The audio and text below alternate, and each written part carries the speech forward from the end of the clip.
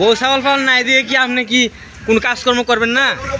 আমি সব কাজ থেকে নিউট্রাল থাকতে চাই, কারণ বউ নেই, ছেলে পেলে নেই, সংসার নেই। আচ্ছা, যে মেয়ে দেখতে যায় যেটা আমার পছন্দ হয় জি, ওটা নয় আর এক ছেলের সাথে বাড়া যায়, মারহাবা, আর নাই বিয়ে হয়ে যায়। মারহাবা। আমি পছন্দ করে থিয়ে আসি, হ্যাঁ সেনাবাহিনী ছাড়া বিয়ে দিবে না তার বাপ মা। হ্যাঁ, পরে যায় কামারের হাতে কুমাস, চারা লেগার হাতে ভাড়া চলে যায়, মেতর মুসি। মেথর মুসি এদের সাথে ভাড়া চলে যায়। আচ্ছা, অথচ আমি তখন যা দেখে পছন্দ করি, আমার হ্যাঁ। কাছে সেনাবাহিনী ছাড়া বিয়ে দেবো না, সরকারি ছাড়া বিয়ে দেবো না, ফ্যান ত্যান এটা সেটা, এই দেখো আমরা থিয়ে দেয় এই করে বিয়ে হইবে না বিয়ে শাদি আর হইতেছে না রে।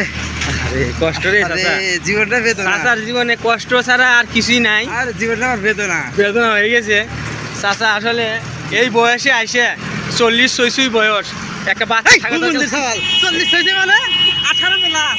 আপনার বয়স হয়েছে 39 না, আপনার 18 হয়েছে।